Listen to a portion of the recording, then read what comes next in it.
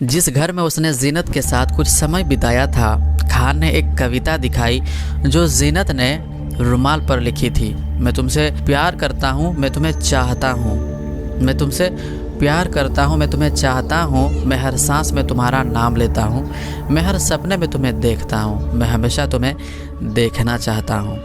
खान ने नाजुक रुमाल को फिर से मोड़ा और उसे अपने बटुए में रख लिया। हम एक दूसरे से प्यार करते थे, खान ने कहा, उसकी आवाज़ जैसे एक हल्की फुसफुसाहट हो। उसने अपने फ़ोन पर एक सेल्फी की संग्रह दिखाया जिसे जीनत ने अपनी और हसन की पसंदीदा गाने तुमने मुझे अपना आशिक बना लिया के साथ तैयार किया था। जैसे ही संगीत बजा, जीनत तस्वीरों में अलग अलग पोज देती नजर आई। हमेशा मुस्कुराती हुई, उसके काले बाल उसके कंधों तक गिर रहे थे। एक अंधेरी रात, एक छोटी सी गली में एक चीख गूंजती है, मैंने अपनी बेटी को मार दिया, मैंने अपनी गैरत बचा ली। ये अल्फाज किसी और के नहीं बल्कि परवीन रफ़ीक के हैं, जिसने अपनी 18 साल की बेटी जीनत का कर दिया था। लेकिन सवाल ये उठता है, क्या ये वाक़या इतना साफ था जितना लगता है? क्या ये सिर्फ एक माँ की गैरत का मसला था या इसके पीछे कोई और गहरी कहानी छुपी हुई थी? चलिए इस राज का पर्दा उठाते हैं। क्रूरता और लगातार हो रही हत्याओं ने बहुत से पाकिस्तानियों को चौंका दिया। ऐसी हत्याओं की संख्या बढ़ रही है। पिछले साल पाकिस्तान के मानवाधिकार आयोग के मुताबिक 1096 महिलाओं और 28 मर्दों को सम्मान के नाम पर मार दिया गया। 2014 में यह संख्या 1005 महिलाओं की थी, जिनमें 82 बच्चे भी थे, जो पिछले साल के मुकाबले ज़्यादा थे। असल में यह संख्या और भी ज़्यादा हो सकती है, क्योंकि कई मामले रिपोर्ट नहीं होते, जैसा कि एक्सपर्ट का कहना है। परवीन रफ़ीक अपनी छत से चिल्लाते हुए बोली, मैंने अपनी बेटी को मार दिया, मैंने अपनी इज्जत बचा ली, वो मुझे कभी शर्मिंदा नहीं करेगी। इस फाइल फ़ोटो में 18 साल की जीनत के भाई अनीस, जिसे उसकी मां ने मारा था, रिपोर्टर से बात कर रहे हैं, जबकि उसे हत्या में मदद करने के आरोप में गिरफ्तार किया गया है। जीनत एक 18 साल की मासूम लड़की थी जो अपने सपनों के पीछे भाग रही थी, लेकिन उसके घर का माहौल उसकी ज़िंदगी के बिल्कुल उल्टा था। उसकी मां परवीन रफ़ीक एक बड़ी और गैरत परस्ती औरत थी, जो समाज की रिवायत और लोगों की सोच से बंधी हुई थी। नीचे कमरे में 18 साल की जीनत का जलता हुआ शव पड़ा था। गली में रहने वाले पड़ोसी, जिन्होंने धुआं देखा और चीख सुनी, वो रफ़ीक के घर की ओर दौड़े, लेकिन दरवाज़ा अंदर से बंद था। जीनत मर चुकी थी।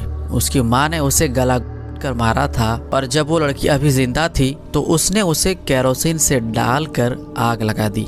ये फ़ोटो जो कि 18 जून में है, ये मोहम्मद तौफीक अपनी 10 महीने की बेटी गुलशन तौफीक को अपनी पत्नी के कब्र पर पकड़े हुए दिखाई दे रहे हैं और स्थानीय पुलिस के अनुसार उन्हें उनकी मां ने ही मारा था।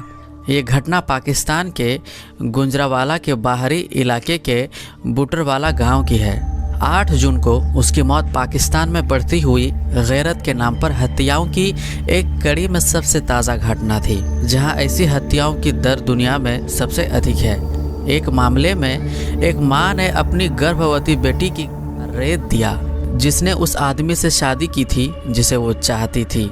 अबटाबाद शहर में एक किशोरी जिसने अपनी दोस्त को भागने में मदद की थी, उसे जहर का इंजेक्शन दिया गया और फिर वाहन की सीट से बांधकर आग के हवाले कर दिया गया। एक जिरगा यानी स्थानीय बुजुर्गों की पंचायत ने उसकी हत्या का आदेश दिया ताकि दूसरों को एक संदेश मिल सके। तो ये आजकल हो रहा है। ऑनर किलिंग के मामले में इज्जत को बचाने के लिए लोग ये काम कर जाते हैं।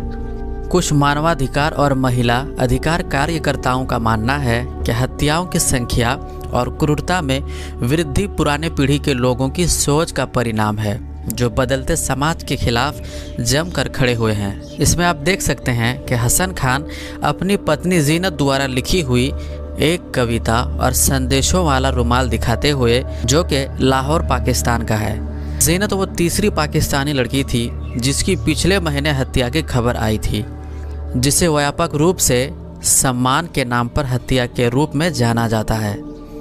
सालों के दौरान अधिक महिलाएं स्कूल जाने लगी हैं और घर के बाहर काम कर रही हैं, और सोशल मीडिया ने महिलाओं को अपनी आवाज़ उठाने में मदद की है। पाकिस्तान की 180 मिलियन की जनसंख्या में से 70% से ज़्यादा लोग 30 साल से कम उम्र के हैं, और कुछ लोग परंपराओं को पहले से कहीं ज़्यादा चुनौती दे रहे हैं। पुरानी औरतों से नफरत और उग्रवाद की व्यवस्था टूट रही है। सच में यही ढह रही है। सदियों पुरानी परंपराएं इस विचार से जुड़ी हुई हैं, महिला को एक अव्यक्त संपत्ति के रूप में देखा जाता है जो परिवार की इज्जत से जुड़ी होती है। ये परंपराएं और भी मजबूत हुई हैं उन सरकारों के कारण जिन्होंने अक्सर धार्मिक कट्टरपंथियों का समर्थन पाने के लिए पुराने तरीकों को कानूनी रूप से स्थापित किया है। और जो लोग सम्मान के नाम पर हत्या करते हैं उन्हें पाकिस्तान में लगभग कभी भी सज़ा नहीं मिलती। इस्लामी शरीयत पर आधारित एक कानून के तहत पीड़ित के परिवार को हत्यारे को माफ़ करने का अधिकार होता है, और इन मामलों में हत्यारे लगभग हमेशा परिवार के ही होते हैं। तो अन्य रिश्तेदार अपने प्यारों को जेल में देखना नहीं चाहते, इसीलिए वे उन्हें माफ़ कर देते हैं। फिर भी हाल की हत्याओं और महिलाओं के खिलाफ हिंसा को लेकर गुस्से ने सरकार के खिलाफ विरोध को जन्म दिया है। एक मुख्य निशाना इस्लामी विचारधारा परिषद रही है, जो एक कानूनी निकाय है जिसमें रूढ़िवादी मुस्लिम उलेमा शामिल हैं, और ये सरकार को सलाह देता है कि कानूनों को शरीयत से हटने ना दिया जाए। जब सरकार ने महिलाओं को हिंसा से बचाने के लिए एक कानून का प्रस्ताव रखा तो परिषद ने मई में एक वैकल्पिक प्रस्ताव पेश किया जिसमें मर्दों को अपनी बीवियों को हल्का थप्पड़ मारने की इजाज़त दी गई। युवाओं ने इसके जवाब में एक ट्विटर अभियान चलाया जिसमें मजाकिया हैशटैग ट्राई बीटिंग मी लाइटली इस्तेमाल किया गया। टीवी टॉक शो में मेहमानों ने परिषद को महिला विरोध और पुरानी सोच वाला बताया। कुछ विधायकों ने इसे भंग करने की मांग की। यह विरोध का असर दिखने लगा है। जून में परिषद ने यह फैसला किया कि सम्मान के नाम पर हत्याएं इस्लामिक नहीं है। इसी बीच पुलिस और अभियोजकों ने माफ़ी के चक्कर को पार करने का तरीका खोज लिया है। रफ़ीक और उसके एक बेटे जिन पर जीनत की हत्या में मदद करने का शक है उसको गिरफ्तार कर लिया गया है, और उन पर आतंकवाद विरोधी कानून के तहत आरोप लगाए गए हैं। कोई भी ऐसा काम जो आम लोगों में डर फैलाए उसे आतंकवाद मानता है। ये फ़ोटो आप देख सकते हैं हसन खान जिनकी पत्नी जीनत को उनके ही माँ ने मारा। वो अपनी पत्नी के कब्र पर गुलाब की पंखुड़ियाँ चढ़ाते हुए लाहौर पाकिस्तान का ये फ़ोटो है। और कई महीनों तक पड़ोसियों का कहना था कि उसकी माँ अपनी 2 बड़ी बेटियों के बारे में शिकायत करती रहती थी जिन्होंने अपनी मर्ज़ी से शादी की थी। जीनत रफ़ीक के लिए इज्जत बचाने का आखिरी मौका था। उसने जीनत के लिए एक अरेंज मैरिज की योजना बनाई थी, एक ऐसे व्यक्ति से जो उनकी ही सामाजिक जाति राजपूत से था, जो कहा जाता है कि राजा के वंशज हैं। लेकिन जीनत का दिल एक बचपन के दोस्त पर था जो 20 साल का मोटरसाइकिल मैकेनिक हसन खान था, जो पास ही एक घनी बस्ती में रहता था। उसने अपने फ़ोन पर एक सेल्फी का संग्रह दिखाया जिसे जीनत ने अपनी और हसन की पसंदीदा गाने तुमने मुझे अपना आशिक बना लिया के साथ तैयार किया था। जैसे ही संगीत बजा जीनत तस्वीरों में अलग अलग पोज देती नजर आई। हमेशा मुस्कुराती हुई, उसके काले बाल उसके कंधों तक गिर रहे थे। वो सेल्फी लेना, संगीत और कविता पसंद करती थी। उसने कहा जीनत ने कुरान को याद किया था और उसे स्थानीय बच्चों को सिखाया था। जीनत और उसकी माँ के बीच खान को लेकर अक्सर झगड़े होते थे और जीनत ने उसे बताया था कि उसकी माँ ने उसे मारा। खान ने कहा कि जीनत ने उससे शादी करने की विनती की थी। अब जो भी हो, आखिरकार मई में उन्होंने शादी कर ली कोर्ट हाउस में और जीनत खान के घर रहने चली गई। कुछ दिन बाद जीनत की माँ और चाचा आए, उसे घर वापस जाने की विनती करने लगे, बस कुछ दिनों के लिए।